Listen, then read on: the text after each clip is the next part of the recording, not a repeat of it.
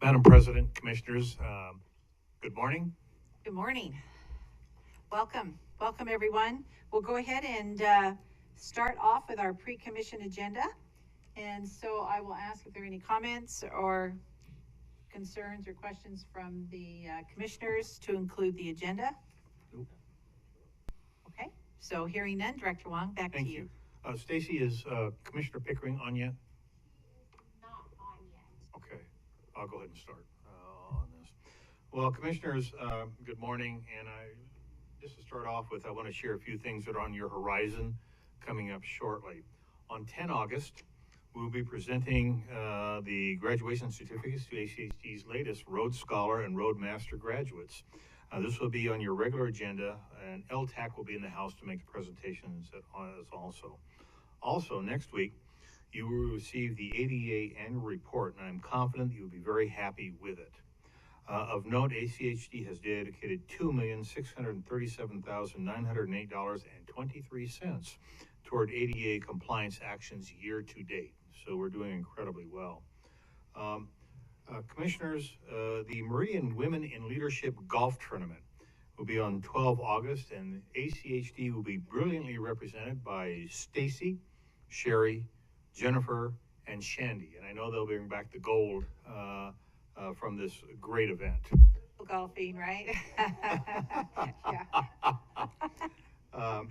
Commissioners, on the 17th, you will be hearing the Spring Valley Development, the 8th Street Bikeway concept update, the update on Project Peregrine, and Compass will be in the auditorium to brief you on their steps on the Safe Streets and Roads for All Safety Action Plan. You've all seen the request for a letter of support. We're working that. Our intention is to have that ready for you for the President's signature on the 17th. So as they make their presentation, you can hand them back the letter at that time.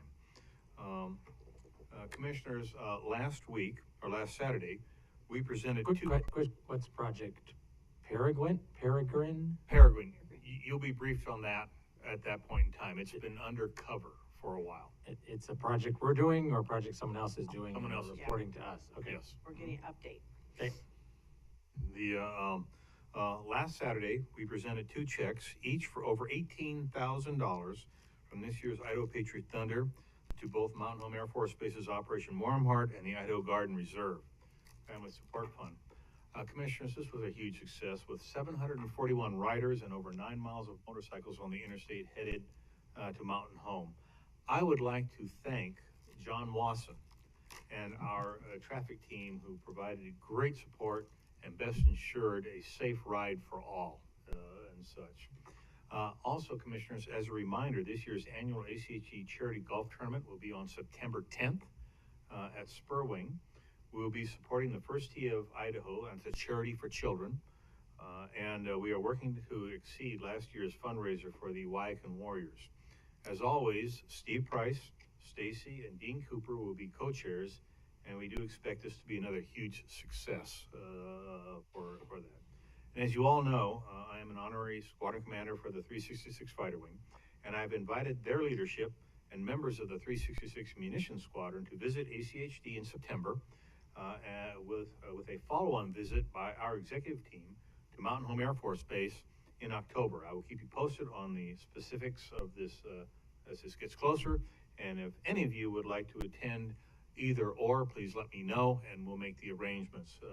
The goal at Mountain Home Air Force Base will be to receive an intelligence briefing and an operational briefing from the wing staff, then go to the munitions squadron and build bombs, and then go from there to the flight line to tour the F-15E squadrons, and then of course lunch afterwards. So if any of you are interested, please let me know, and we will take care of that for you. As you recall, we're doing initiatives of the month and such. So what I'd like to do is share with you what we did in July and what will be done in August. So for communications, in July, we did produce a best practice checklist for ACHE staff for presentations and communications to the public. It included all sorts of reminders of what to do, how to act, these sort of things across the board. It was very, very successful.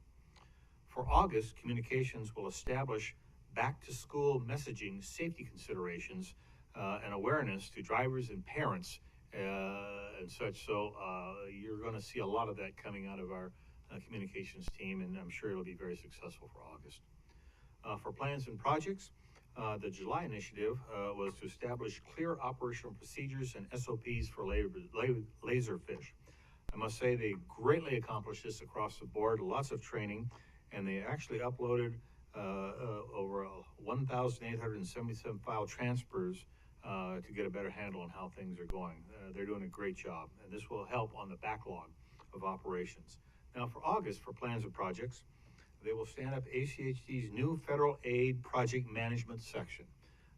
This is a huge initiative to ensure that we are maximizing all support on federal aid, that we are ensuring that all raised grant projects are in the queue, and this will again help their other staff members when they're working through the other projects that we're working through. So plans and projects will be consolidating this, and I look this to be very, very successful going forward.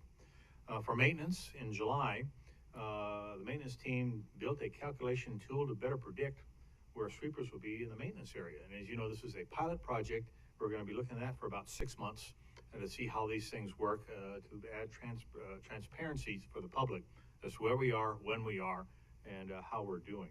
For August, they're going to establish a 6-month demonstration project to incorporate new camera technology that on our vehicles to better detect potholes, as opposed to relying on the public to report them all the time. We believe this technology will give us a proactive opportunity to repair potholes quicker without being called. We'll see how this pans out, but it's a very, very amazing initiative going forward.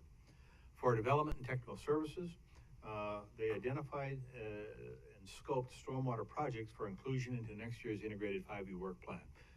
We believe, and that will be give the commission a better transparent look at what the projects need to be, where they are, and that will be a great impact on stormwater quality going forward. So for August, DNT, they're going to expand their intern opportunities by rotating inter-division so that our interns get a better flavor and a broader view of what happens in DNT. I think this is an amazing initiative to increase their bandwidth and hopefully increase ours as we learn more from our interns. For HR, in July, they established the Guard Deployment Support Program, which is absolutely tremendous. And as you recall, we did receive a very nice thank you from General Garshak for stepping forward on this. And for August, they're going to establish a Percy update for our team members that are within 5 years of retirement, or the rule of 90. Again, giving them priority for those very fleeting opportunities to speak with Percy. It's a great initiative. For July, legal, they did produce a draft broadband ordinance. More work on that and such as we move forward, but you'll be seeing that in the near future for your thoughts, comments, and recommendations. For August, they're going to welcome and what I call indoctrinate their new legal assistant. So our prayers are with the new legal assistant as we move forward on this. As shared last month, we believe that our focus on the one initiative per month, just one, will continue to build success in all areas for ACHD. And so far, all the team members are on a great vector for making that happen. For chip sealing, as of Monday, we have completed 152 lane miles, which puts us at 46% of the total goal for this year. We have also completed 36% for fog sealing. And this is truly amazing, and my hat's off to our great maintenance team, as this is a testament to the outstanding composite team that they put together again to handle all these, regardless of all the weather challenges that they've had, from heat, rain, yeah, you name it, across the board. They've done a great job. Now, as an update for our paint, we are continuing to do okay. We're not receiving all of our supply requirements, but we're receiving enough that allows us to keep up with the striping requirements that we set forth for this year. We'll keep you posted if there's any change in that going forward. And our tremendous team at DNT has reached another first. Commissioners, we now have 101 plan submittals in for review. Let me say that again, 101. Plan Submittals. Ryan and Christy are working multiple options to best ensure that we stay on top of this impressive task load. Madam President, Commissioner Bruce, Vogel? that's currently, Yes, yes. okay. Commissioners, your pavement condition index remains at the very good category with an overall average rating of 80%. And ACHD retention rate remains in the 90s with the lowest turnover rate year-to-date compared to this time last year. That is absolutely accredited to our great HR team and of course our leadership that is taking care of everybody. Of note, HR has filled 90 positions year-to-date. That is absolutely amazing. Also of note, ACHD's personal injury rate to date is 4, total of 4, with the goal being no more than 8 by the end of the FY. Again, this is a direct result of our leadership's focus up and down the chain of command on safe operations. And then finally, as I always do at this time, I'd like to give you a couple updates on economic statistics impacting ACHD. So this one is year to date. Local unleaded gas costs have increased 39.5%. Local diesel costs have increased 50.9%. Emulsified asphalt costs have increased 24.6%.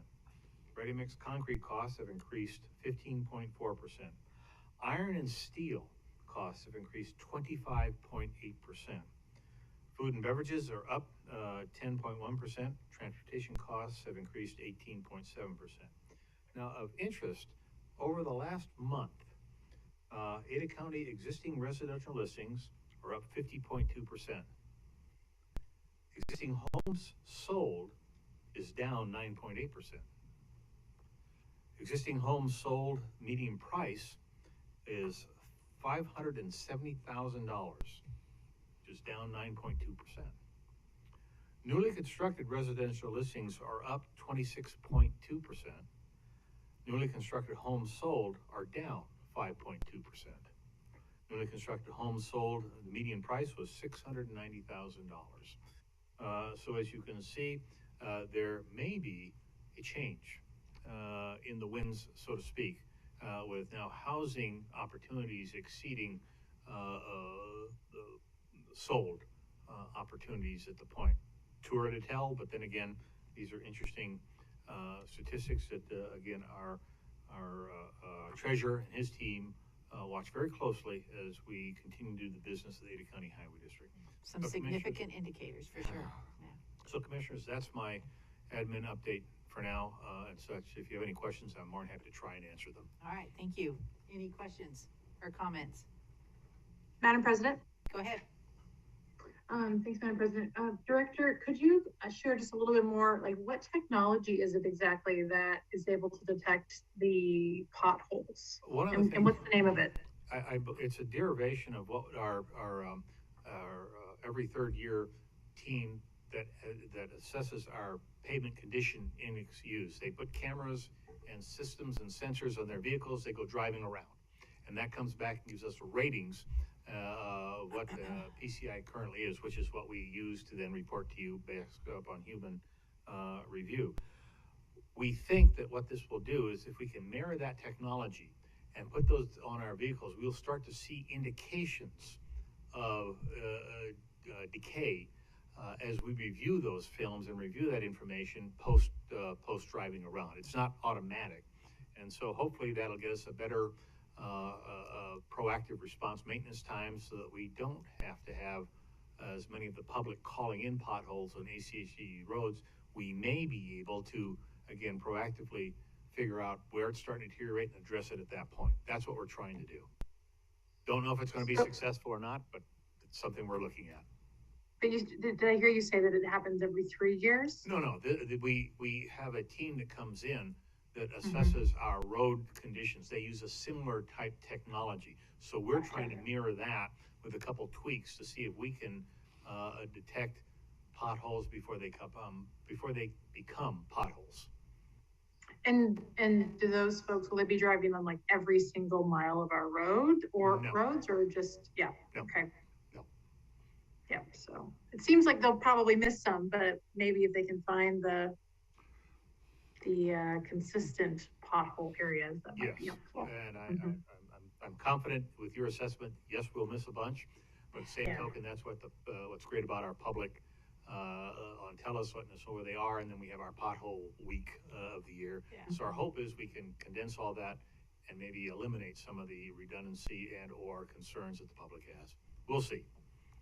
Maybe that Thanks, number will Director. go down, but we'll still One would rely hope. on them for, yeah, for their input, for sure. Go ahead.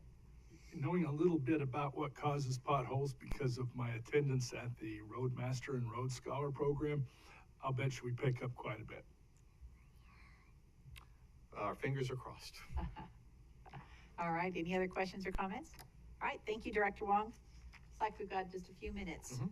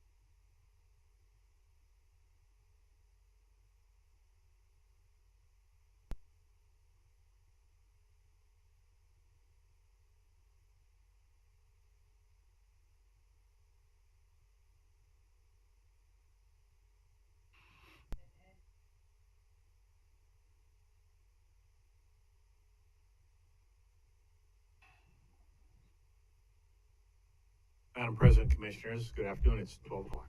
All right, welcome everyone. If you would please stand and join us in the Pledge of Allegiance. I pledge allegiance to the flag of the United States of America and to the republic for which it stands, one nation, under God, indivisible, with liberty and justice for all.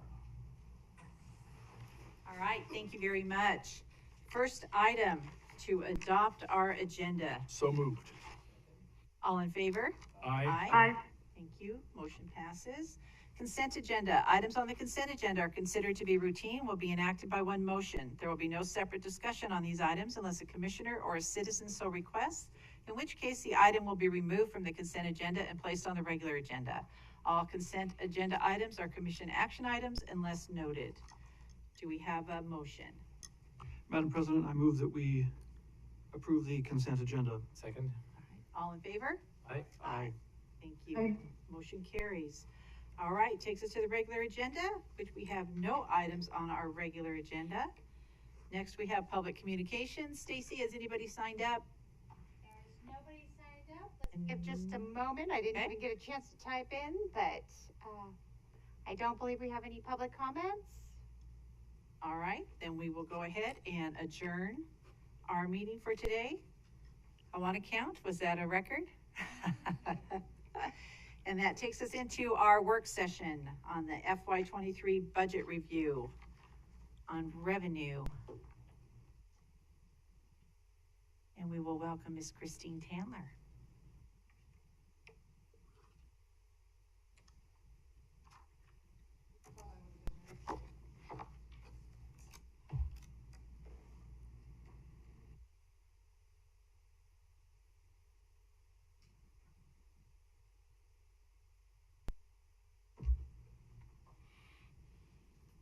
Take your time. We're not going anywhere. The star of the show. I don't really have a show today, Madam President. I am here, to answer any questions related to the packet that was handed out last week. And then also, excuse me, given one, the proposed, publication that I'll send to the tomorrow morning for, to ensure that we get the, necessary publications in the paper before the public hearing on the 24th. And then the other one was a request for a levy rate analysis. Again, this is an estimated levy rate until we get the formal one signed by the assessor and the tax commission. I like to say it's estimated because they might do something a little differently than I do, but typically this is pretty close.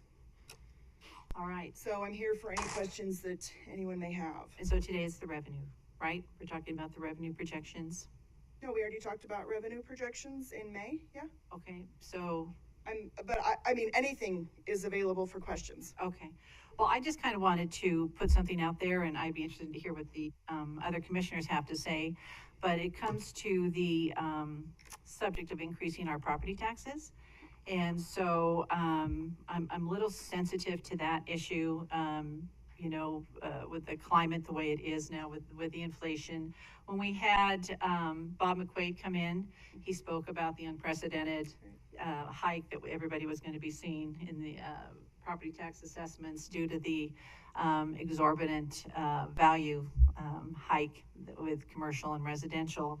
And at that time, he estimated that everyone was going to see a hike between 24 and 29% there. The assessed values, correct? Yes, right, because of the value, right, it had gone up, and so people were gonna see that reflected. And also then with our current revenue projections, and that's where I was coming from, sorry, I didn't mean to be confusing, show a nice, healthy revenue stream coming into us. So I'm kind of of the mind with the climate and everything everybody is facing out there with the cost of living. We're all going to the grocery store and saying the same lines, gas pumps, etc. That I would not be in support of taking the property tax this year. So I wanted to put that out there and see where the other commissioners are. We have the 1% new construction, which would be, you know, something else that we could, definitely, access. But as far as that 3%, I was just a little reluctant to sign on to that in light of what's going on. So I'd be interested to hear what the other commissioners have to say. If anything. Yeah, Madam Commissioner President, McKinney? if I may weigh in on that, I think there's two thoughts. First, of course, the concern that higher property assessed values will lead to higher property taxes, I think, forgets how property taxes are actually computed. Because regardless of the value, the levy rate is sort of reverse engineered from the budget requests of the various tax receiving entities.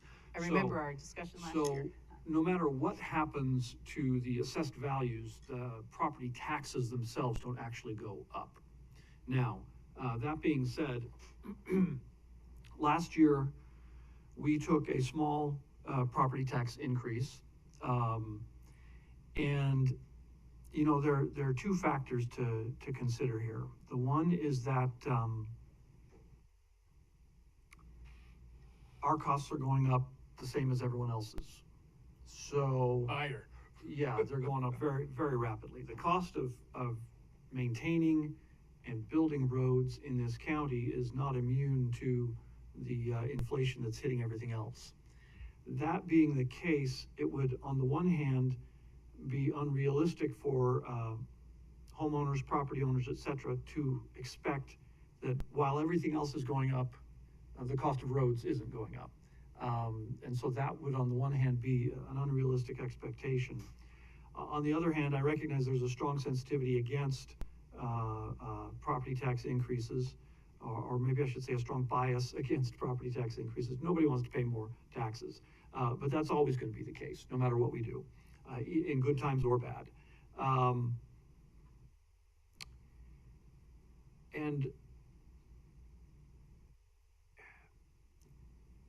And regardless of economic conditions, number one, we have an obligation to build and maintain roads. The economic vitality of the county is dependent in a very large way upon the quality and extent of our highway network. Excuse me. And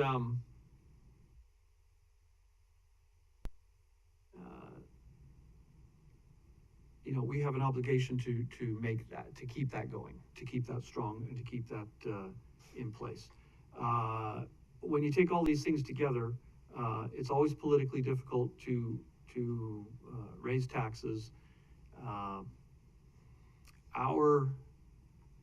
As I say, last year we took a small increase. The year before, I think there was no increase at all. Because we had a flat budget. We had a flat budget that year. So that was for fiscal year 2020. 2021, there was a small increase. I don't think, I think it would be unwise to say, with all of our increasing expenses in building things and maintaining things, that we shouldn't take any more property taxes, simply because, you know, that's the reality. There's no way for everything to go up and for us to say, oh, well, that's okay. We're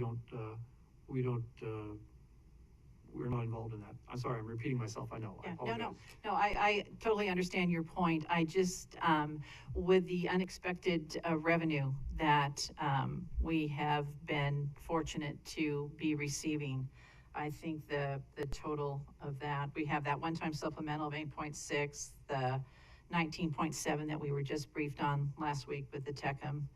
I think we were anticipating like 700,000 or something with that, and we're getting 5 million. And then the Leading Idaho 14.7, and then of course the funds that have been, I guess, earmarked, for lack of a better word, for the mitigation of the Highway 16 impacts. So I don't think we're shortchanging anything, because we do have some funding that's coming in that we had not anticipated. So I just thought this might be the year where we could maybe forego something like that. So that's where I was coming from. And then two, you know, when we just did our survey out there that was specific to the Ada County here at ACHD, one of the questions was, would you favor an increase in property taxes for maintenance and construction? And I believe the response to that was 63% of the people in that survey opposed to having that done. And then when asked with the property tax levels, 50% came back with too high. So, you know, having that data as well. So I wanted to just put that out there, that based on the revenue that we're going to be receiving, and see what everybody else thought. So, but I totally understand where you're coming from too. Yeah, well, so. Madam President, if I may, the unexpected additional revenues are, to a large extent, earmarked for unexpected additional projects, primarily, the Highway 16 project and so on. And so they don't have an effect, they don't have a particular effect on our overall ability to do what we've always been doing. Mm-hmm. Therefore, some new unforeseen things. And I think again, as I said before, the survey results, yeah, nobody wants property taxes raised, but that will always be the case. You will never ever, in all of human history, you will never do a survey and ask people if they want taxes to go up. They will never say yes. And so, and I completely understand, you know, why homeowners don't want their property taxes to go up. But, you know, reality is what it is, and we've got to deal with reality. Good points. Thank you very much. Yeah. Yeah. Mr. Wolper. I actually have quite a bit to say, and I'll share some of the things as we go along. But concerning the property taxes, I would agree 100% with what Commissioner McKinney said. It has driven me nuts seeing how inflation has affected our abilities to do our jobs. Just as driven has been to watch and see how far behind we are on implementing our CIP. And inflation has an incredible amount to do with the impact of that lately. I haven't sat down and figured out how much additional it costs to build a mile of road in the last 8 years, but I believe if I did, I'd probably become clinically depressed. So I'm not going to. But we don't take much in the way of tax increases. I'm not saying we should take 3% at all, even though perhaps that would be prudent. We have here in front of us an estimate of what it would cost if we just took new construction. And if we just took the 3% or if we took a combination. And I do believe we owe it to our constituents to at least take the new growth. I agree with that. Yep. I agree with the new growth. Commissioner Hanson, I see your hand going up to your mic. Go right ahead. Has something to say. Do you go right ahead? No, well, I'll just make the same comments I make every year, which is that the weakness we have, the unfortunate position we're in local government is that we're in a state in which the state legislature refuses to give us options into the type of funding. So we're way too dependent on property taxes. And that's unfortunate. And there's not much they feel whether we what our levy rate when this is basically to give Christine you know what our recommendation is to publish our anticipated levy rate, whether that reflects a 3% maximum 3% allowable increase, which would be about $1 on a home worth $700,000, although that's now like the median home now, or not. And this notion of new construction, of course, reminds us that people are still investing, and that some new construction is actually adding a lot of value. People are investing, even though, and they're paying impact fees.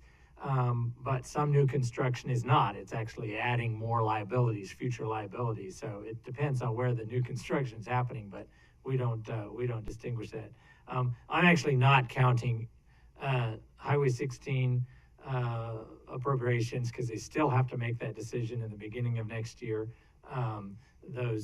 Because while we're very hopeful that they will do that again, I just don't count that. The most important thing is what's the best return on investment. I'm inclined to say let's only work with the new construction increase, while it's not a huge amount, to set the levy rate with a 3% allowable, or at least publicize the 3%. And this is something we can publicize with all of it, and then bring it down in 3 weeks when we meet and set Right. the budget. We can always We come down. we huh? cannot publicize without it, publish, and then go up from there. We can only go down. So, but I'm very comfortable. It's not that much of a difference. We do have a lot more revenue. I'm pleased that we at least get some more revenue through the sales tax, and I hope that that becomes a trend. That has less restrictions than through the property tax. But so I agree with Commissioner Goldthorpe that new construction is sufficient for us to publicize the levy rate that would be on this sheet you've indicated, which is the middle amount. Madam President, one quick question I forgot to Commissioner Goldthorpe. ask. Go ahead. Does the draft show the 36.5 million from the state, or No. No, that's Madam what I thought? President, Okay, Commissioner, good. no, not at all. Madam President? Commissioner Pickering, go right ahead. Thanks, Madam President. No, I appreciate you bringing this up and having us discuss it as a group. I'm of the mindset similar to, Hanson, President May, and, Commissioner Goldthorpe, that, we absolutely have to take the new construction. And I would be supportive of not taking, any of the property tax as long as we reserved it, passed a resolution, put it in the foregone. I don't know if that means that we do that today or another time. We still publish the numbers that we have today. But I think I just don't want to, because I think to what Commissioner McKinney and Commissioner Goldthorpe, we're growing so fast. Our expenses are going up. There may be a time when we need that 1.3 million, where it's not as big of a burden to take it as it is today. So that's kind of my insight on my input on that. Okay, thank you, Commissioner Pickering. And we would be citing that at the time that we go ahead and approve our budget. And so if we want to have that go into the foregone, so that we can access it at a later date, we would do it at that time, correct, Christine? After we I believe we can do it approve the that night, budget? or we can come Yeah. back with a resolution the Right, next week. so that's not something we have to do today, so you were correct there. Madam President, Commissioner McKinney. can I just ask a question? Christina, I'm looking at page 2, under tab 2 in our notebook here, the revenue projections, and it's showing the 3% allowable increase and the 90% new construction.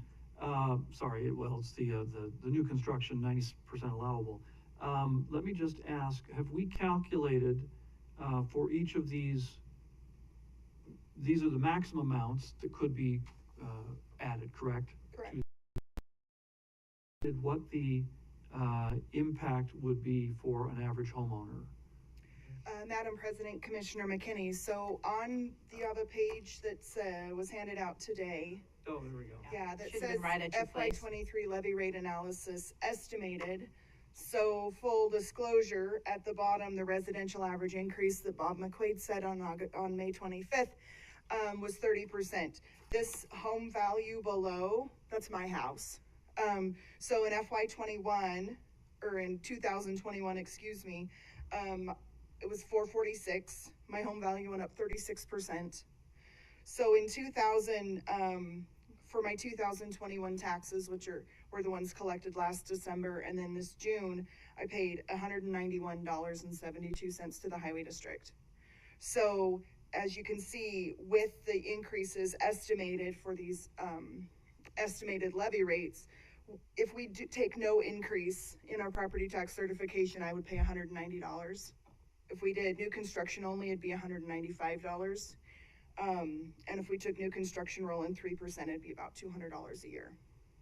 And that's on my home, which is really close to the average assessed value Thank you, Christine. with that That's helpful. 36% increase. So, I'm sorry, so let me just make sure I'm seeing all of this. All right, so on this sheet, if we go with the very top category, a $700,000 assessed value,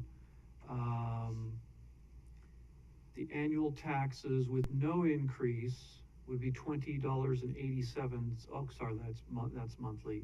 The annual would be $250.48. Correct. If we take the new construction increase only, it goes to $257, so it's an increase of $7 approximately. Correct. Okay, and if it's the new construction and the 3%, the annual will be 264. So that's about roughly $14 more than currently.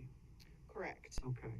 And that, Madam President, Commissioner McKinney, that's a depiction of just on overall home values, Right. which is one of the reasons that I put that average increase at the bottom, because if you look at it, I don't know how much that property would have increased in assessed value from one year to the next. Okay. So sure. kind of regardless if your home, what your home value is worth now, if it increased, so mine increased 36% versus the average of 30%.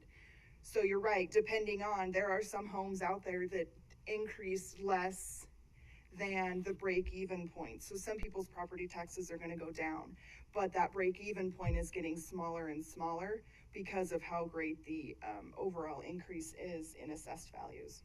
Okay. So are the tax assessment numbers here relative to the assessed values with no tax certification increase? Are those essentially the numbers from last year? So Those are just assessed value. So when I started, I would do this with property taxes and assessed values, and I do like 200, 300, 400,000, and then 500, which was a really crazy number for someone's home to be assessed that. Right. And now I just try and select those around where the median home value is. Right. No, I Just so understand that that. we can kind of take a look at that. What I'm asking is the numbers for the estimated annual taxes are based on basically no change in the tax rate, but No change in our property tax certification. our property tax certification. But because most homes have ratcheted up in assessed value, Right. correct, over the last year, then someone who, say, last year was in the $500,000 range, maybe in the $700,000 range this year. Correct. So if we're kind of comparing apples to apples, then it looks like if we go from, let's say, someone who, with no tax certification increase, at the 500,000 level was at 163, that may have been their tax last year, and now it could go up to 264. So it could be $100 increase in property tax for a particular given homeowner, given the appreciation in home values. Madam President, Commissioner McKinney, that's correct. Okay. So let me do this math problem really quickly. 5,972,721.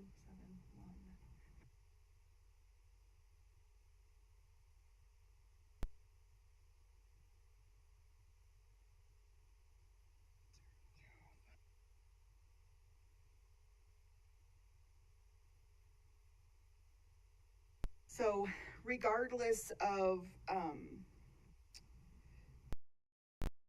because we've had such a drastic increase in the overall market value in the area, so our denominator's gotten bigger faster than our numerator is getting bigger, which is going to happen because of the value. So last year our assessed value was 3 zeros and then 597, and as you can see, even if the commission elects to take the 3% plus new construction, it's 3046. It's about a 22% decrease in our levy rate, simply because of that great appreciation. And again, that's where you would calculate that break-even point between how much your property value increased comparative to how much our levy rate decreased. Right. Okay. All right. Thank you. And we are just one part of that taxing, pie. Correct, Yeah, yes, it's not just Madam our, President. our portion. Right, yes, on It's tax bills. cumulative, right. However, I get a lot of phone calls about people Yeah. that say they send us $3,000, and I said, you don't, but you Yeah. can. They just don't know who they're talking to. Send that to me. We get $200 and the rest of it gets parsed out between other jurisdictions, so Right. that's absolutely correct. And Yeah, very it's just good. when you add up all of the levies and multiply it by those It thousands. can be overwhelming for some, for sure. Any other questions or comments for Christine? About the property tax? No. That's, we can move on to something else? Yep. Okay, So just to clarify, I will be publishing with the increase of both 3% and new construction, or only new construction, with the plan to potentially have on the agenda a resolution to reserve the 3%. well, let's get, Commissioner Pickering,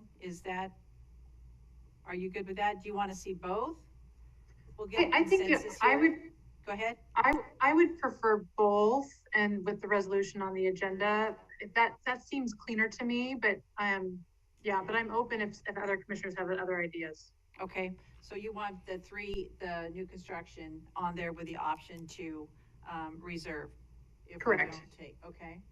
Commissioner Goldthorpe? Yes, Madam Chairman, I'm just remembering back to the horrible misconceptions that the public had about what we were doing last year. And if we're not going to take the entire 3%, I don't think we should publish it. If we're only going to take the new construction, I think that's all we should publish. And we should definitely have a resolution to reserve that 3%. I would agree with that. I would agree with that. I would agree. So that second item that Christine said, which is publish New with the construction. new construction with a resolution to preserve for foregone for future Perfect. commissions. Okay, and not the 3%.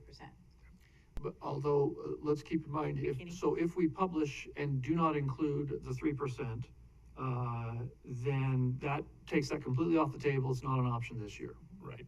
Correct. This year, correct. Right.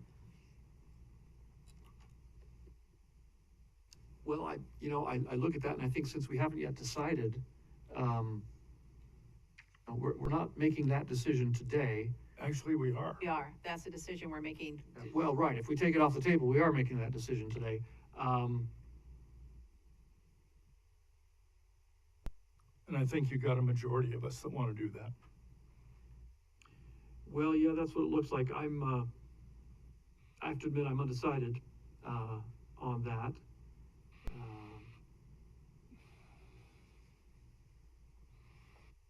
Is that something we need to vote on, or is that something we simply? This is an action item. Tension. So we would need a motion. Madam Chairman, I would move that for the revenue portion of our budget that we publish at 1% at the new construction only, plus prepare a resolution to add the 3% to our foregone. Okay, is there a second? Second. Okay, any further discussion? All right, I'll call for the vote. All in favor signify by saying aye. Aye. Aye. Opposed? Aye. All right, motion carries. Unanimous. There you go, Miss Christine. Good job. Is that all the questions? We have No. other questions. Yeah, no. We've got that part No. settled. You You'd already never know get off better that than that. easy. We're gonna make it worth your while. Okay, Commissioner Goldthorpe, go ahead. When I got back from my family reunion, I had a good briefing with Christine and Paul, and I did let them know there was going to be a couple other things coming. So here's the first one. We've discussed already and clarified that we have nothing in our budget for the anticipated revenues that were actually promised in the legislation passed last year and signed by the governor, but yet unreceived.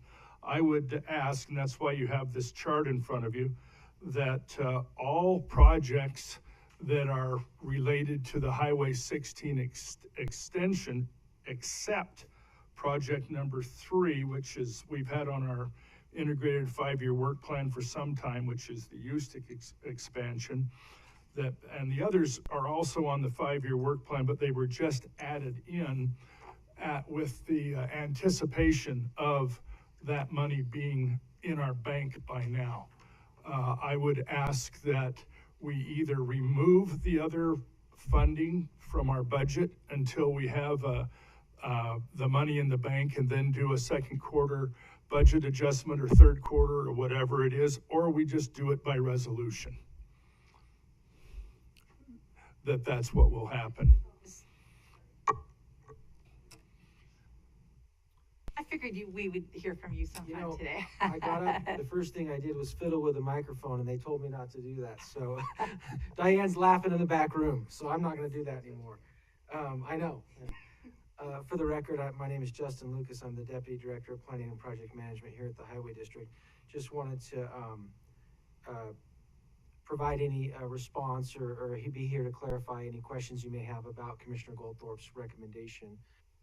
I did want to be very clear that the projects 2 and 3, those projects are, although we believe they're associated with Highway 16, those had already moved forward as part of our budget process and are actively in the design process.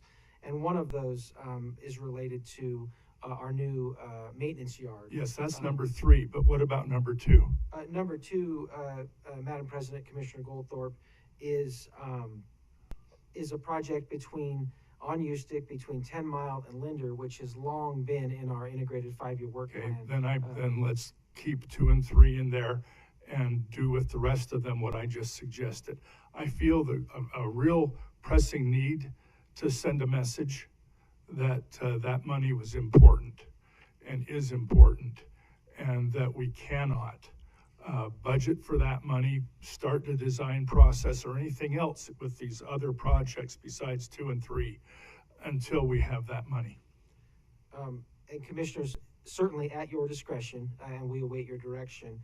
Just to clarify, all we have included in the FY23 budget as it relates to the other projects is the initiation of the design process. So we haven't budgeted any construction dollars, and no construction dollars are included in the FY23/24 budget for these projects.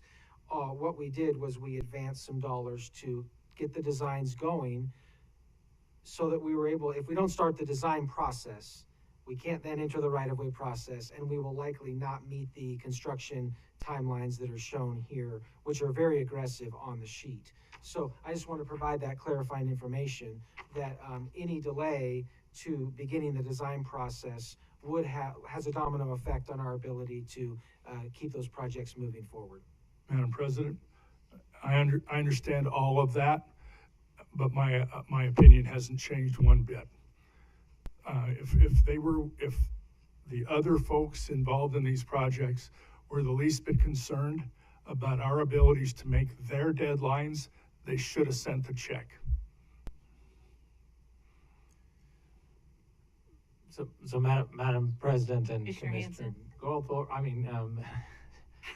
Justin, they've actually started design in the current fiscal year on some of these, so we're talking only about 6 months, from October 1 to when the legislature gets assurances. So we're really just talking about January. let's not spend money on design. I know design can be very expensive, and that if we're going to design something and the funding gets pulled for some other deal, then we've designed something that sits on the shelf for a while. And I just know that there's the neighborhood I represent. They're thrilled finally after 10 years something's being designed on Nez and they know how long it takes to get something designed that has been a problem for a lifetime. Madam Mr. President, Lucas? Commissioners, so when it comes to the design process, we actually begin the consultant selection process for designs that we plan to initiate next year in the next few weeks. So we enter the consultant selection process, we select the consultants, we then negotiate with the consultants the scope of work, and this takes a few months. And our goal on these projects and other projects that we're going to initiate in 23 was to begin that process as quickly as we can so that we can get those designs going basically right at the start of the fiscal year. So you're right that a delay waiting for a kind of confirmation from the legislature that those funds are available in my opinion, that would delay us, that would delay our ability to select a consultant, because we wouldn't want to do that and have the consultant that we are not sure we're moving forward on. So that would put us potentially in January or February or March, potentially, depending on when the legislature acts, of starting that process. You basically lose 6 months plus the few months that it takes us to get started. You're effectively moving almost all of the design into the subsequent year. We could get something started in that March timeframe, but then you get into the summertime. The consultants have already dedicated their efforts to other work. So I'm just trying to be transparent. This will have a domino effect, certainly on our ability to meet the timeframes on the graphic that's in front of you. Madam President? Maybe Mr. Price, Mr. Lucas, you might have this information, but is there really all I've heard is that one of the first things they're going to do is do kind of basic cleanup of the language assurances, but I have not heard anything about pulling or reallocating the funding or anything like that. So do we have some indicators that could be happening? I mean, I certainly have not heard that. It's just a tightening of the language, like I just said. So if you could maybe illuminate what you've heard. Sure.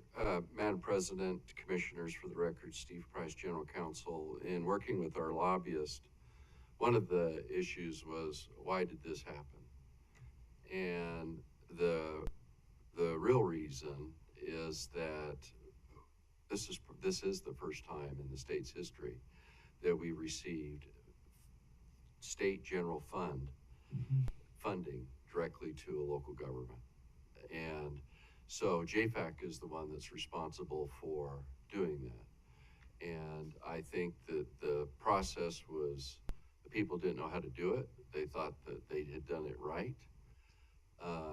But in the end, there wasn't clear instruction, and I think ITD and LTAC feel uncomfortable unless there's clear writing of that. Everybody's on support of that. Both the House and the Senate leadership were on board with that. The governor's on board. Our lobbyist has indicated that this would be done in a matter of course. It was simply to correct, really, a process error by JFAC. That is the intel we have. I don't think that there's any need to, this could go bad if we politicize it, if you know the legislature. I think the strategy, at least with the executive team, has been let it take its course. I think we'll be fine. Our lobbyist has worked hard within the state government and has provided us nothing but positive intel that this likely will occur with due course. My initial concern, Commissioner Goldthorpe, was the Houston facility, but that's fine. But we also have unprecedented growth in that area and a new high school. So you can send a message or that, hey, we're not going to do anything until we get the money, or we can, and that doesn't prohibit the commission from parking this if we don't get the money at a later date. But it's really the idea is as seamless as possible to have when I-16 opens up, that we've been timely in getting those improvements made so we don't end up with another Curtis Road. For those of you who remember that. Yes. Madam President? Can't forget that one. There is one other solution, and that is Goldthorpe. to handle all these timing issues in the RFP process. And that can happen, Yeah.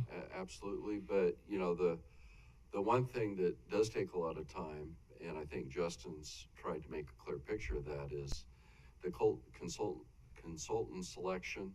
That whole process takes time, and it's something that really doesn't take a lot of money.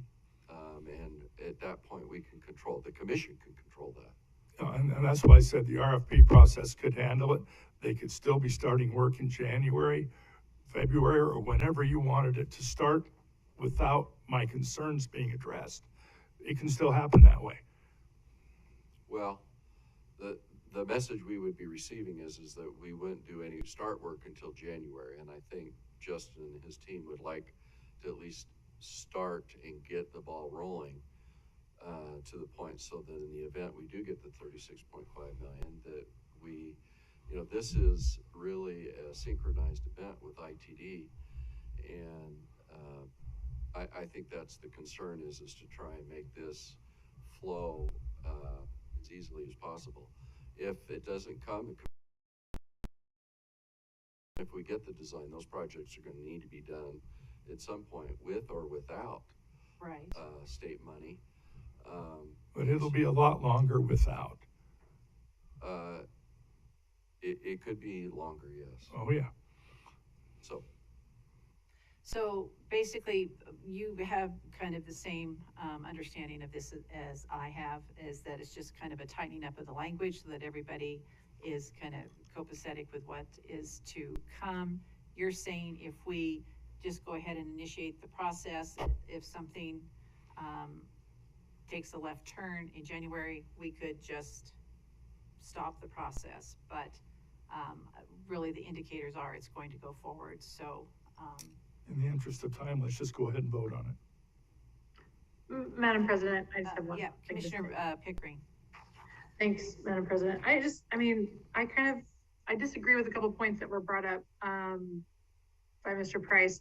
I don't think Commissioner Goldthorpe's opinion or us kind of having this conversation and potentially not spending monies on design is political. I think it's actually quite prudent, especially because we have a completely different legislature.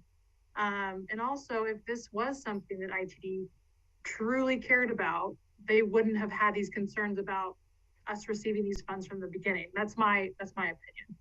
So, I've got some concerns. I share Commissioner Goldthorpe's concerns. We've got so many other needs, and the fact that we haven't received these funds and we were promised them, and it wasn't very clear. And now, to your point, Commissioner May, it's like, tighten up the language, right? This is the path forward. I'm still just not comfortable with that. Spending money up front to do that, regardless of the timeline, like you've described, Justin. That's just something that I'm just not comfortable with, but that's my take. Okay, thank you, appreciate it. Justin, what is the amount that we're looking at for starting this design work? Ballpark. A ballpark number, commissioners, excluding the design we've already started on those two segments we've discussed. I think it's about $3 million that is currently within the FY23 budget associated with these designs. And to be clear, if we were to delay and make a decision later on to initiate the process, we wouldn't be able to spend that full $3 million. That $3 million is assuming we start basically right at the beginning of the fiscal year. So if we wait, we're going to lose time and we wouldn't be able to spend as much money. Okay. So these are, that's, I guess, my concern, and I appreciate where Commissioner Pickering's coming from, and I understand all the comments that have been made, but it's in our IFIWP. This is work that will have to be done, correct? And am I? Yeah, Madam President, yes, these projects were in our integrated 5-year work plan. They were designated in the out years. So basically what we did through the budget process was move forward the design and advance them. They're also in our capital improvements plan, and they are impact fee eligible projects. And so the design of a project is basically 100% impact fee eligible. So those are some just further variables and details for your consideration. So that's our current approach. Another thing we are working on, we've had initial discussions with the Nampa Highway District and the City of Nampa related to some potential agreements that will be required for us to do specifically the intersection of Franklin and McDermott, which is at the county line. And so there's some coordination that has to occur. You had there. that on your earlier handouts, I believe. Correct. So we've begun those conversations, and depending on the commission direction, we may need to go back to them and say, oh, we're taking a different approach now, which is fine, just letting you know that we've initiated some things based on the previous direction we were going. And so the ball is kind of rolling, so we'll just, at your direction, we'll glad to. Okay, go thank from you there. for that clarification. Mr. Price? Madam President, Commissioners, one thing I wanted, I hope I wasn't trying to politicize that, but I will tell you that we have tried for at least the last 11 years with the out-of-state legislature to, as Commissioner Hanson says, is give us more money and more flexibility. And we're just starting to see the fruits of that, and we just got $20 million new money from the state general fund, which is unprecedented in the history of the state of Idaho. And so I think we need to continue to foster that relationship and that recognition with the state legislature that we've got the 20 million. It's not a political thing. It's just a reality that we're a beneficiary of. And I would hate for a message to be sent that could be interpreted wrong. Yeah. And so be very careful if you do what the message is. All right, thank you very much. Madam President, Noted. Commissioner McKinney? if I may chime in, I'm inclined to, I would be against delaying. I don't believe that the delay in the funding is an indicator of bad faith or anything else on the part of the legislature. I think it's just it sounds like it's primarily a technical matter, and I think we can have confidence that the funding is coming. And as has been mentioned, if something happens and it doesn't, we can always park things. I think that's a more prudent way to go rather than delaying the design work for projects that have already been programmed and that we're already planning to do. You know, time is money, and especially in these days of high inflation, the time is worth even more. So I think we ought to, go forward with those. And when we get a chance, perhaps in a few minutes, the one thing I'm concerned more about, because we're going to get this funding for the Highway 16 related projects. I'd like to see us start, getting in place the funding for that Linder Bridge project. And we've also got, it looks like we're moving forward with the Linder Road, Chinden to Highway 44 projects are starting up. I'd like to know where those are and where we're going to get the money for those, because now that we've kind of settled on, yeah, we're going to get the funding for the Highway 16, these are some other big projects that we've got to figure out how we're going to pay for those as well. And so I'd like to hear about those as well. But as far as the Highway 16 related projects are concerned, I am not in favor of delaying. I think we should go forward. Okay, thank you very much. And I think I would be in favor of Mr. Lucas's plan there. It's already programmed. We're starting the ball rolling on that. If something should go south, we have the ability to halt that process, right?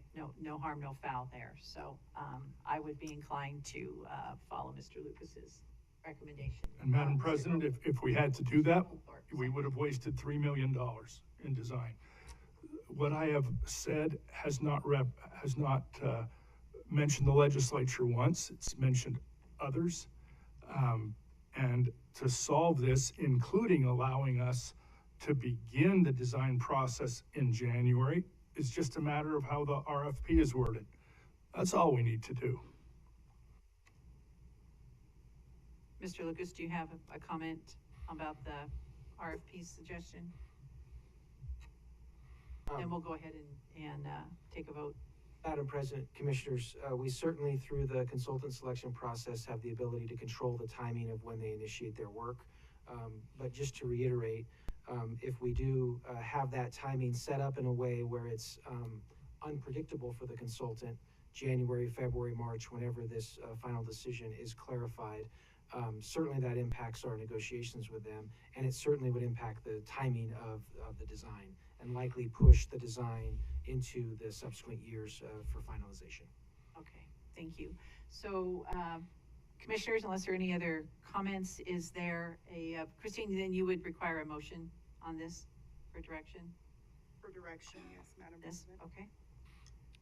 Well, then, Madam President, I would move that we direct staff to word the RFP for the design of these projects, of these priority access projects that we have not already begun, which eliminates 2 and 3, to word that RFP process in such a manner that should we receive the anticipated funds from the state early, that we would still begin to be able to begin design in January. Second. Okay, we have a motion before us. Any further discussion? So just to be clear, Justin, 2 and 3, they're the ones that are already programmed, correct? These are the ones where, Madam President, correct. I'll be very specific, just so staff is extremely clear. okay, Staff understands that we will continue working on the design right-of-way acquisition that was previously programmed related to U-Stick from 10 Mile to Linder, which is a historic project that's been programmed. Also, U-Stick from Black Cat to 10 Mile and the U-Stick and Black Cat intersection. I think Commissioner Goldthorpe's intent was to exclude those from his motion, which is consistent with where we're at today, and we will move forward full speed on those projects. I think what we're talking about is all of the other new projects that would have been started. Yes. so that is what Stacy just said, 1 and 5? Commissioners, yeah, it would be, the projects would be Franklin, McDermott to Black Cat, U-Stick to, Waihe Storm to Black Cat, U-Stick Star to Waihe Storm, and then the intersections, Franklin and McDermott. Let's see here. Yeah, that's it. And then, McMillan and Black Cat, we've already initiated also, which I think Commissioner Goldthorpe intended in number 2. So it's really the rest of the U-Stick corridor and the rest of the Franklin corridor. And that we haven't started. if we had the money already now, when would we have been moving forward on 1 and 5? When were they scheduled to go? Our plan was to begin the design process as quickly as possible in the new fiscal year when On those as 1 part- and 5? on those projects, yes. Okay. Let me just say by way of comment, I will vote against this. All right. We have a motion before us. We'll go ahead and call for the vote. And so this is being put into a holding pattern over here. We're going to move forward on that, and then the rest are contingent on whether or not the money comes through. Am I understanding this correctly? Oh, I'm sorry. Yeah, commissioners, due to the kind of uncertainty of the issue that we're describing, my recommendation would be to not modify your budget. Go ahead and leave these monies as they are in the budget.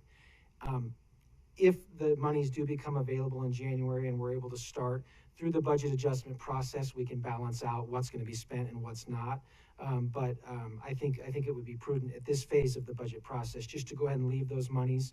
I will confirm that we will follow your direction through the motion, and we will not initiate those new design projects until we have further confirmation on the funding. Perfect. Good. Okay. All right. We'll go ahead and call for, I'm sorry. Okay, Yes, for clarify, are you confused? Yeah, I'm now totally confused. Well, not totally, but Yeah. nothing new in that.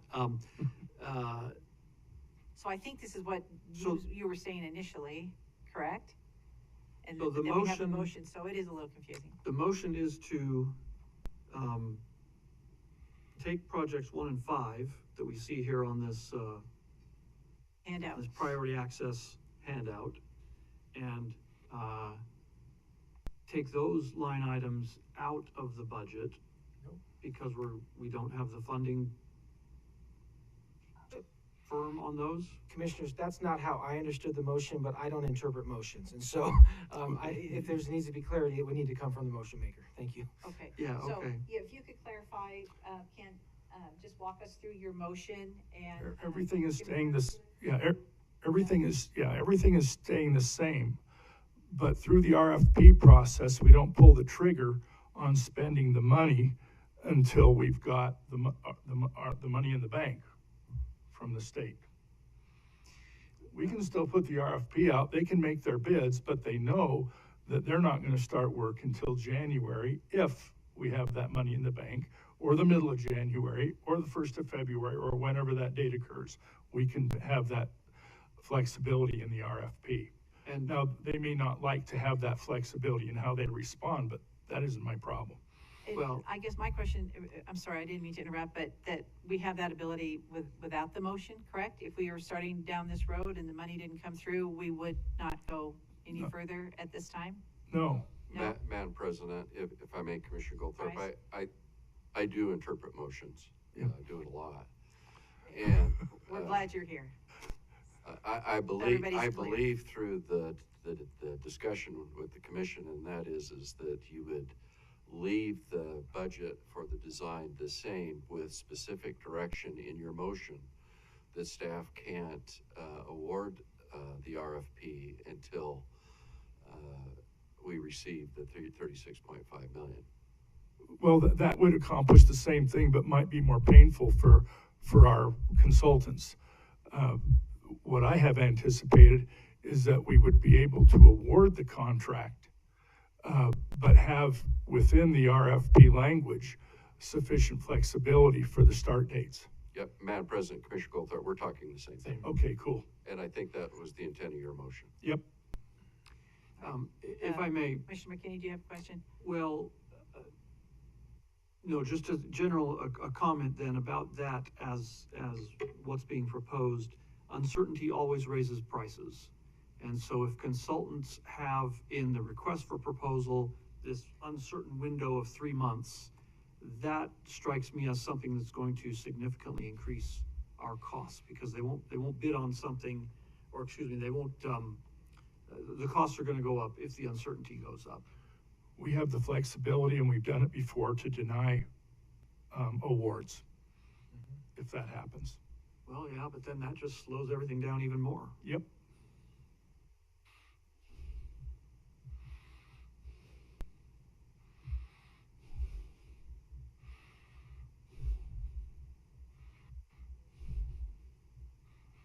More to add before we, But if we do nothing, we're spending $3 million that we might have just spent otherwise, but that would just have projects on the shelf. Can I call the question?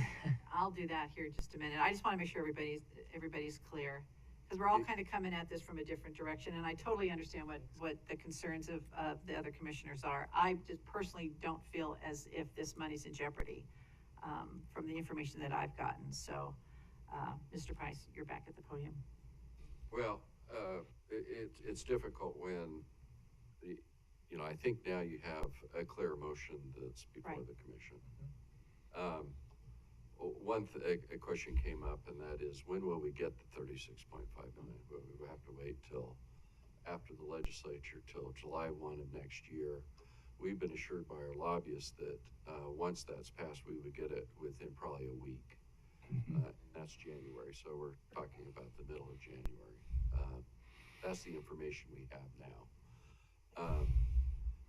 Maybe the best thing to do is, if there's any confusion, would be to take a 10-minute recess just to assess what's going on. Sometimes that's best when there's a lack of clarity. And Commissioner McKinney, Let the dust settle and then have our vote. Okay, we'll just take a quick 10-minute break. Thank you.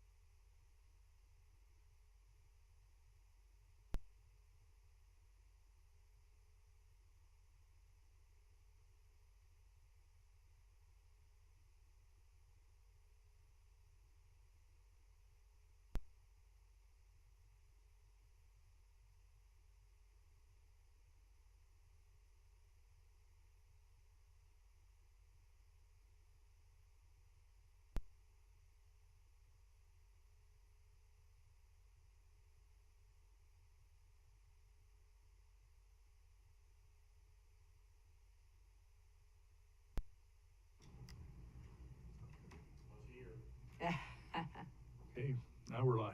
All right, welcome back, everyone. So I was just saying, we're back in school, so. Yes, she is. Commissioner Pickering, can you hear us? Yes. Okay, good. Okay.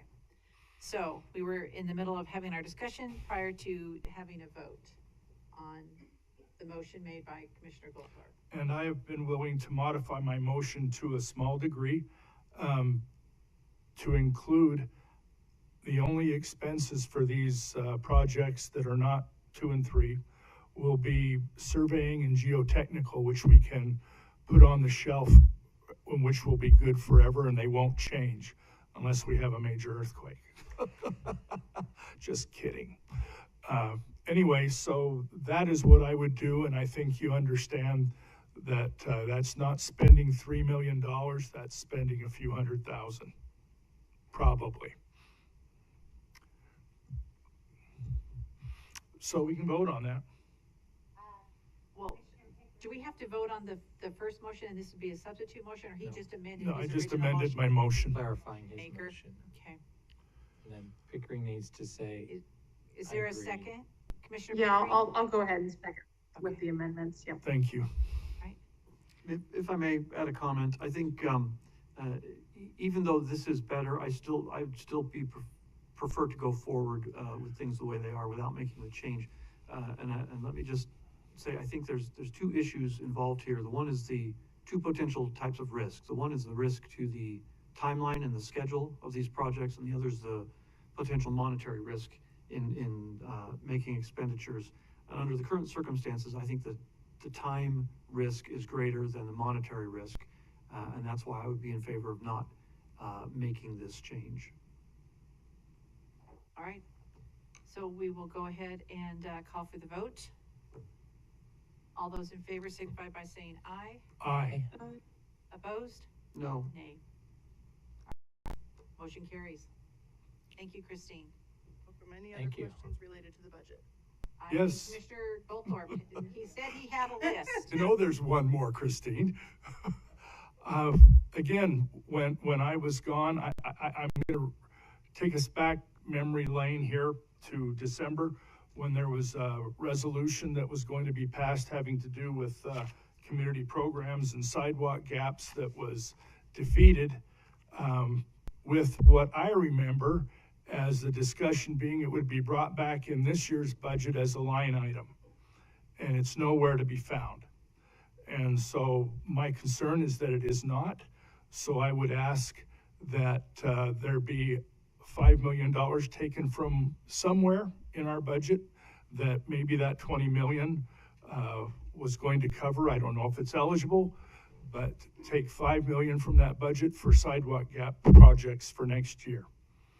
And I do believe that the 5 million was rolled into this. I checked on that. I have asked, and I've been told it wasn't. Yeah, well, I just verified with Mr. Daigle this morning that indeed that 5 million was in there, so. Well, it let's was because, clarify. it was because our whole budget increased quite a bit because of the additional monies we have, but that specificity is not there.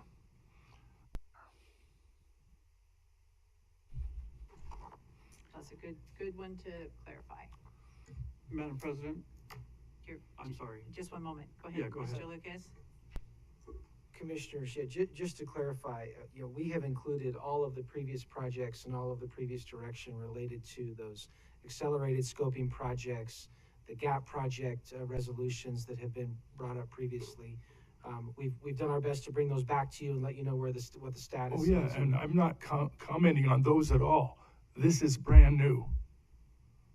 And I think we had that discussion about having this as a line item. We had that when we did not go with the resolution, the two resolutions last year, that we were gonna have the line item and the 5 million was going to be rolled in to community projects going forward. And that could be added to, decreased, whatever. And then I was told that had happened. So there's a little bit of disconnect here. Well, Commissioners, I don't know if I fully remember all of the conversations associated with this, but I do know that the community programs funding allocated in the budget exceeds the targets that you have established, and in an attempt to achieve the greater funding that you've asked us to put in there. Part of this happens through the budget. A major part of it also happens through the integrated 5-year work plan, where the targets are discussed and all of those things. So I don't know if that helps clarify where we're at today. It may, but it doesn't for me. Because of the fact that I know that all those other projects that we asked you to scope have already been programmed in. I do not know that any of the other projects that haven't been scoped have been programmed in anywhere. And that's my concern, is that we don't have that done and we don't have the money to pay for it. And so hence the reason for a specific line item. And I think, commissioners, we would just need direction on what the line item is. Okay, and what it's it would allocated be for. an additional $5 million for, if I have the, my direction would be for sidewalk gaps. Now, I already understand, and maybe the rest of the commission doesn't remember, but I've been through this discussion so many times especially with Paul, that I understand there's a process, and that, quote, the low-hanging fruit may have already been tagged, and that we might have some utility issues, we might have some power issues, we might have some irrigation issues with some of these sidewalk gap projects. So be it. Now there's no more low-hanging fruit. That's why we need to budget for this. Mr. Price? Madam President, Commissioner Goldthorpe, what I recall through whether it would be a specific line item or not is that the best place to do that would be in the integrated 5-year work program. And by doing that, you would increase it $5 million. This year's budget, you can increase $5 million to community programs. The percentage, it turns out, and we've had this discussion, that 1% represents $1 million change in the community programs. So if you increased it 5%, that would be $5 million. And then the commission, through the integrated 5-year work process, can identify those projects. What have we increased community programs by? I don't know. I'm just only recalling what the conversation was. Yes, okay, and as long as that increase already includes the assumed increases that we were going to take because of our additional revenue, but it needs to include an additional $5 million. If that's 5%, fine. If it's 4%, fine. If it's 10%, fine. But they need to be committed like we did last year. And I believe we can have those projects to you ready so you can decide to scope them and get that hired out and everything else very quickly. And then it will take maybe a year or two to get them designed and built. Just like we've already discussed this last year as we went through that lengthy process, which was a huge new understanding for most of the commission. But what we experienced beginning with that $3 million to, a couple of budgets ago. Yeah, and I was part of that with you, making those lists for that initial 3 million. And then when we went through the process, to your point, everybody was told each district was going to have $1 million, and we came in with our list. And I think at the end of the day, then we had the scoping and concept study, etc. And then these things were programmed different years. They weren't like an immediate thing. Right. And so then we came back with a resolution. We said that's a little to come back with a resolution that could then be voted on and dismissed. With the subsequent commission, we were just going to go with a line item.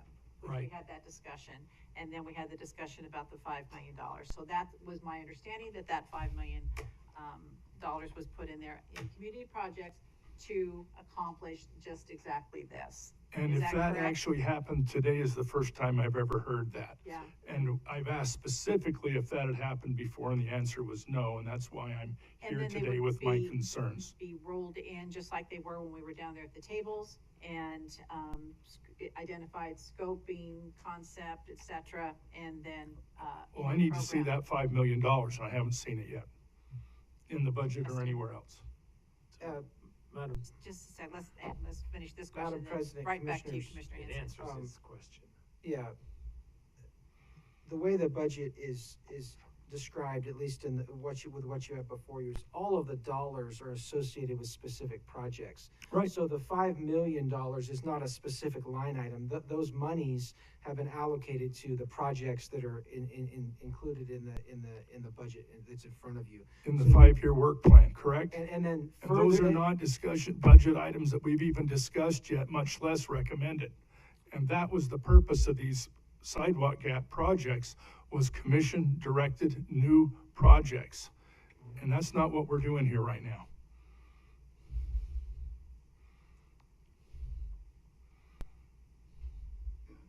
So, Madam President. Is Commissioner Hanson, go ahead. Yeah, Commissioner Join. Goldthorpe, yeah, so that's what, I'd love this clarification too, because our budget, page 60 in our budget book, shows $14.3 million for community programs. It also shows $15.2 million for future facilities, so future facilities actually exceeds community programs.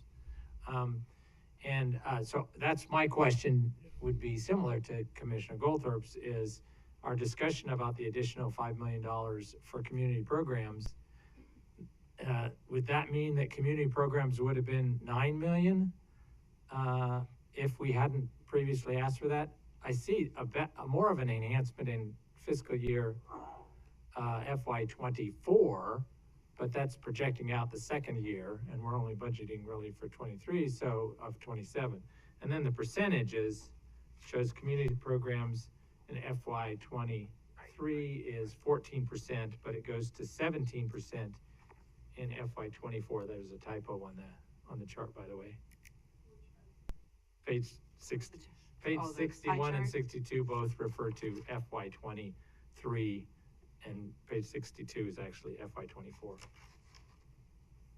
Just a typo. So my question, I guess, of Commissioner Goldthorpe is, on page 60, is that what you're seeing? I haven't looked at page 60 because I got the answer to my question that the answer was no, that it wasn't there. So it's not in the 14 million, not in the No, it's 14 million is what it is. But, you know, I asked last year, and it was deferred to a line item for this year of an additional $5 million for Right. community programs that are commission directed, that hopefully most of them will be sidewalk gap fillers, and it's not there. Yeah, so my perception is the same. It's not there, that if it were there, this would be 19.3 million instead of 14.3 million under the community programs. And then that'd still be an increase to 27 million in FY24, but for FY23. It was to be a line item, and then to have the discussion much like we did before, where we rack and stack, correct? Yep, and we don't have the line Like item we've yet. done. You know, I'll tell you something that's happened in the last year that I've totally embarrassed myself by planning on moving into a new neighborhood and then not doing it. I had an opportunity to streets and talk to people and let them know who I was. And since there had been so much of that initial $3 million that went into that general area of my district, almost an embarrassing amount. But at that time, it was just Mary and I that made the recommendations. So we were taken care of, and the rest of them weren't. But they were stunned. They said, "You guys got those asphalt temporary sidewalks put in?" Yes. And one lady actually got emotional because she had been able, and she says, the neighbors and I all send our kids to school now on their bikes. That, you know, without having to worry about their kid getting killed like that one on Cloverdale was, because we've got those temporary sidewalks with little medians next to it, which have just done the job great until we get those other projects done. And I'll tell you right now, my recommendation was going to be on the north side of Cloverdale between 5 Mile and, between Eagle and Cloverdale on Amity. So commissioners, just doing my best to respond to the questions and concerns being raised. And maybe this is just semantics of how we, put together the budget.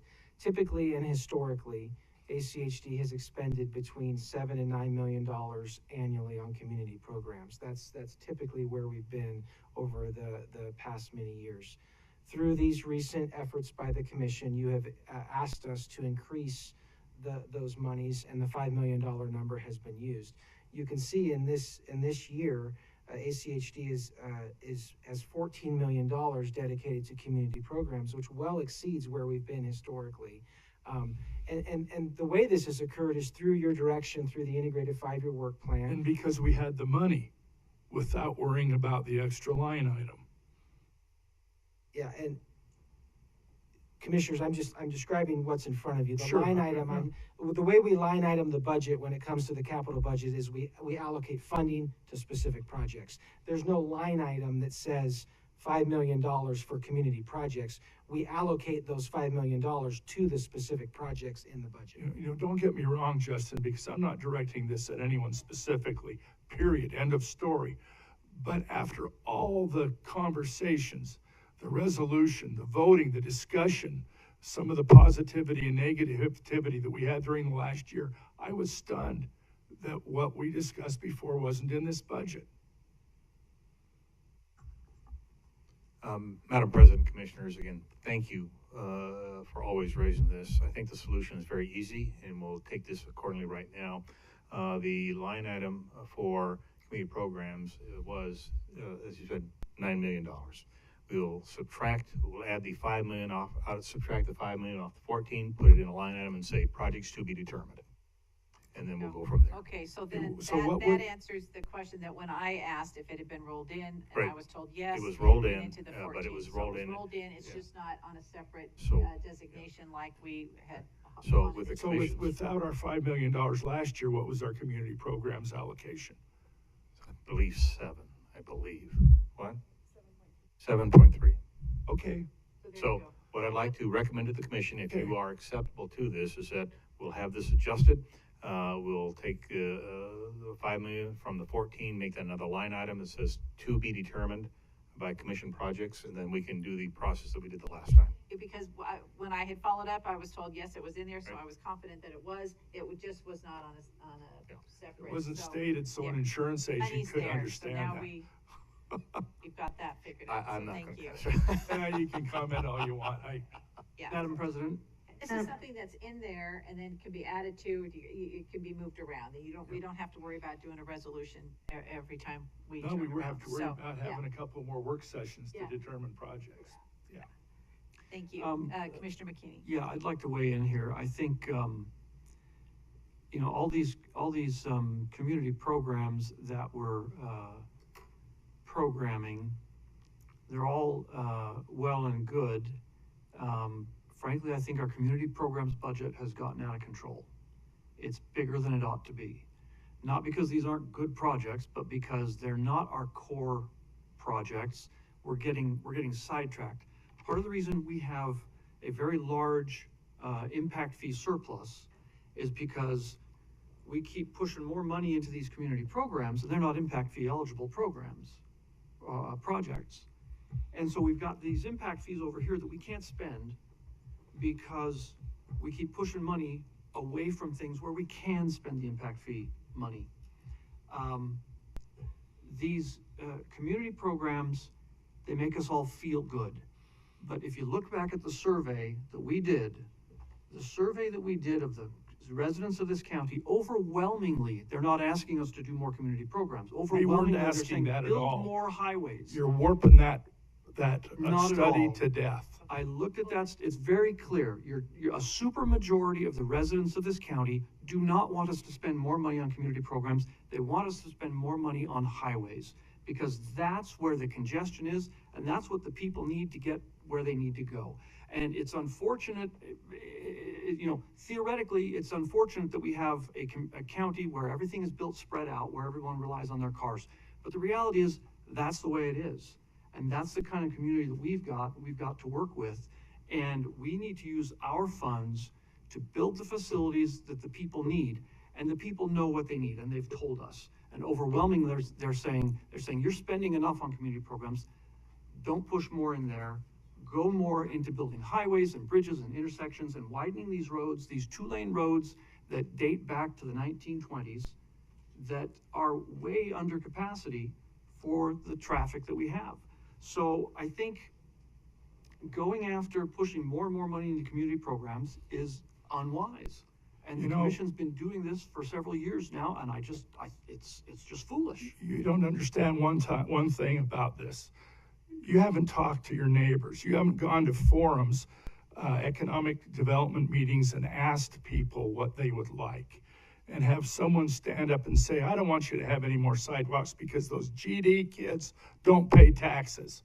I've subjected myself to that and had the rest of the audience get up and boo the poor fool that made that comment down, and then tell me, and this is out in my district, which I would venture to say are just a little bit more on the conservative side than on some other parts of this county, and said, you keep it up. That 450 miles of sidewalk gaps that we have in this county prohibits me from even getting my kids out on their bicycles or walking, and much less being able to get off the roads and solve some of our congestion problems by those ladies or fathers not having to take their kids to school in their vehicles. That's what they're doing now as we fill those sidewalk gaps. And this has nothing to do with community programs by name. This is something specific that I have always gotten on the bandwagon for, and then it's been renamed by others, not me. But these sidewalk gaps need to be filled. And once they're filled, we'll see fewer kids bouncing off of bumpers into caskets. We'll see more kids walking and riding to school, and we'll see fewer vehicles on the road in the morning. Period. End of story.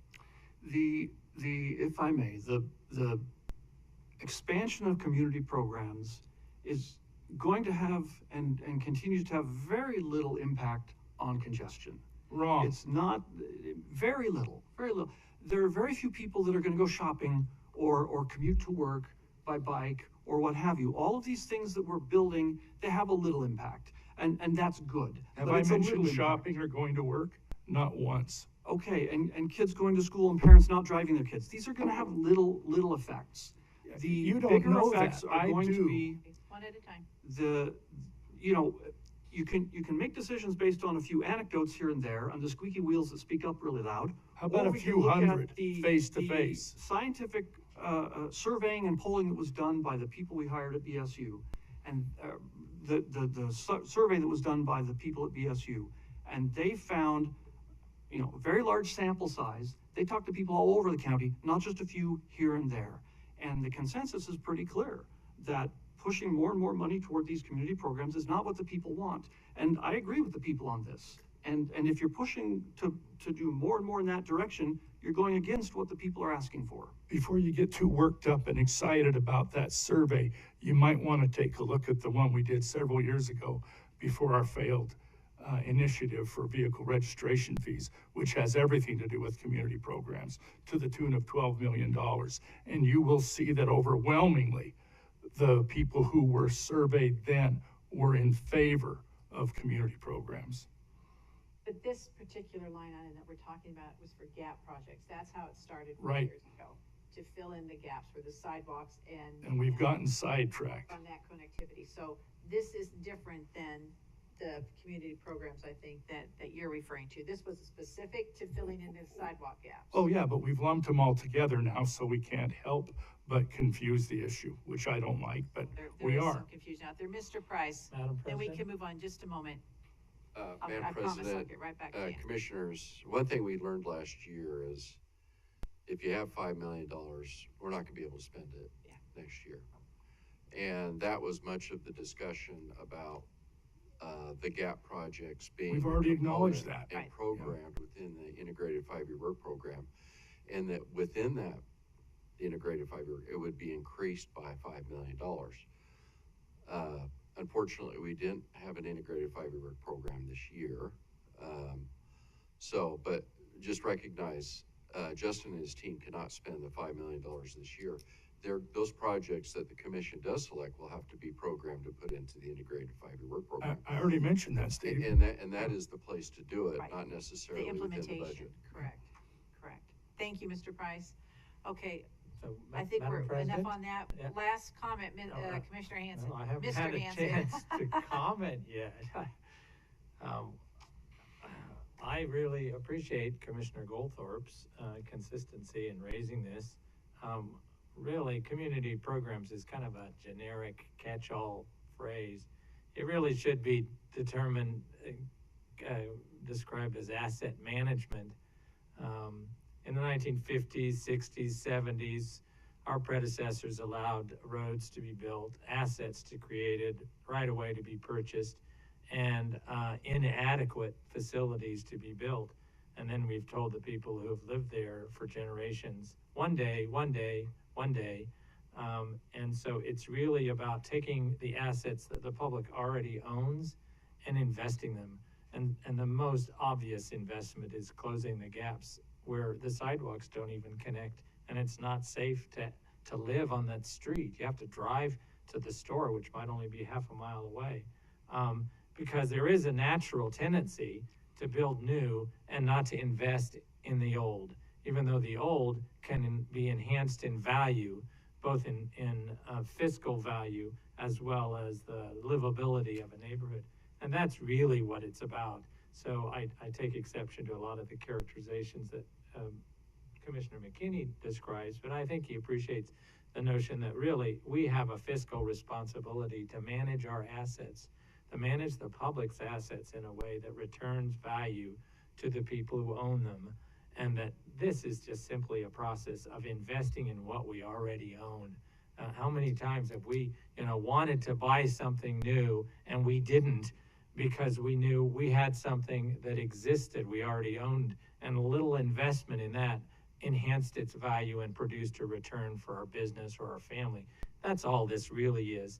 And I think the push to say, let's invest in our existing asset base, which is over $3 billion, is really what community programs are about. And when you just do a little investment of closing a sidewalk gap, or you provide some accessibility for someone who's a senior and might not be able to walk across, an inadequate or a lacking crosswalk, you provide some value to an existing asset. And that's, I think, all we're really talking about. And I really appreciate that you've clarified it has increased. It needs, in my mind, we have to keep investing in the assets that we hold in the public trust. Because if we don't invest in those assets, their value declines.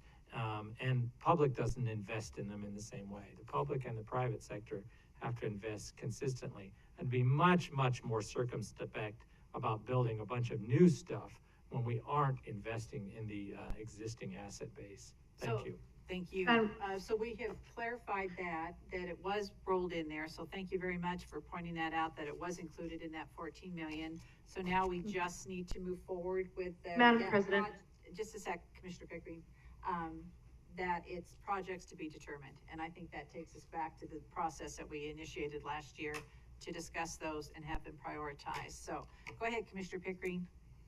So on that point, President May, I just want to clarify, because Commissioner Goldthorpe had talked about, we said that originally, when we talked earlier about the resolution and all that good stuff, that it's 1 million per commissioner. I just want to clarify that this 5 million is just kind of a lump sum, and it's not going to be divvied amongst the commissioners, because I think that's also where we ran into issues. Oh, no, we're going to have a Tupperware party and talk about it. Right.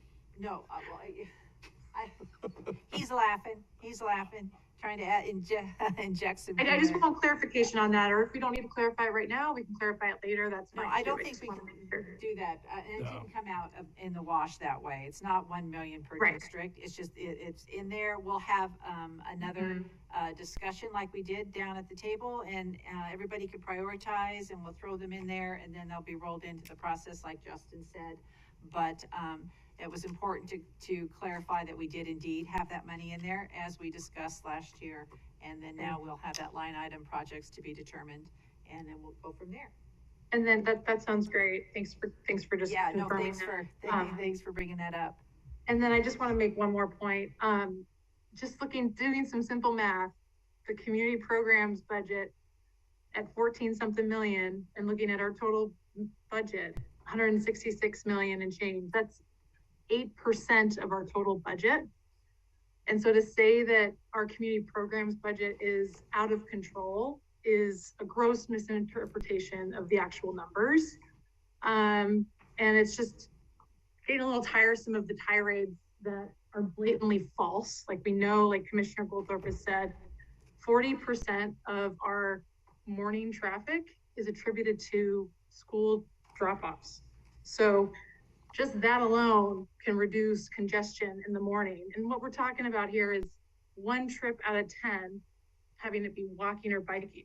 And that makes a huge difference in congestion relief. So again, I'm really tired of these falsehoods being shared about programs and But we lost and the you a lack little of bit there. transparency around what our budget actually is. Thank you. All right, any further questions or comments before we move on? Okay, thank you. Any other questions or comments for Christine? Commissioner Hanson? No, I just wanted to remind Christine about making sure that we have clarity on the facilities, future facilities. That jumped out at a constituent who looked at that, and just in terms of our budget, because it's such a big number, and it's not on the pie chart. So.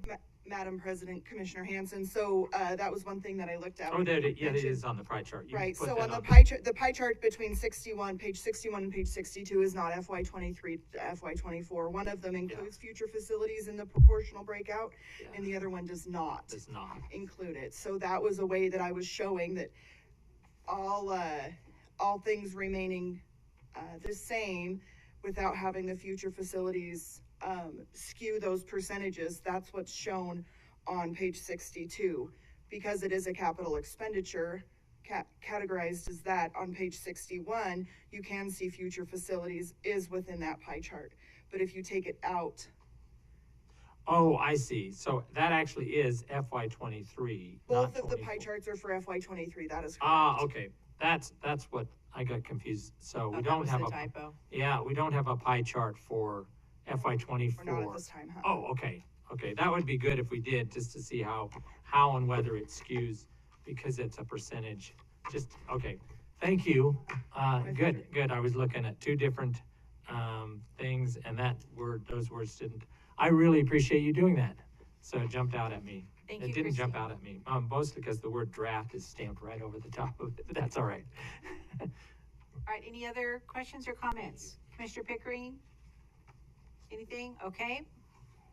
So Christine, are you clear on moving forward?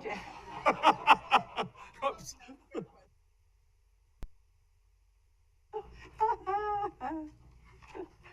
Oh, We usually have Bad choice of words. a stump Christine contest, but God. we won the confused Christine contest today. Yeah, it doesn't Are we take good much to move to these the days. next to go out to Yes, Madam publish? President, I believe so. I don't know, have you already called for the question on the one with related to the GAP projects? Was that something that we were making a motion on? No, or is we're that not I think that was staff just a direction? clarification. Okay, perfect. Yeah. I got that. Yep, Had that discussion last okay, year. Yeah. perfect. All I right, think we're good. You can publish with the direction that you got today. correct. So Okay. that- You want to just reiterate that to us I sure do. I was trying. before got we notes. all leave? I've got notes on all different pages. I don't know how I'll keep them straight, but, so direction is that, so really the only numerical change, on the publication itself would be to change the property taxes to include only the new construction roll Correct. amount, in FY23, and then subsequently, that'll change, and I'll change that typo. With the resolution that On we there. will Yeah. be. Right, with the plan of the resolution, Correct. right. And Can we vote on the resolution that night? No reason to Yeah, I'm delay. waiting on clarification. We don't have to on that night. I just want to make sure that I publish Or right, appropriately. exactly. Right, so I've sent an email to the assessor. I'll send one to the tax commission just to make sure that we've got the right notice out there. Yeah, it'd be good if we could vote the same night. It doesn't make On sense to that. keep it separate. Right, there are oftentimes they I think do. I think we've done that And before. then Yep. the for the Highway 16 other projects is what I called them.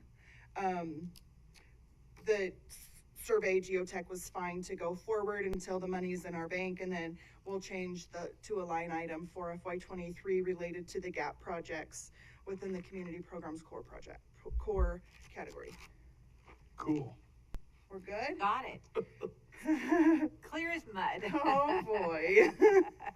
You get props for tracking that today. Thank you, as always. All right, any other closing comments or questions? No?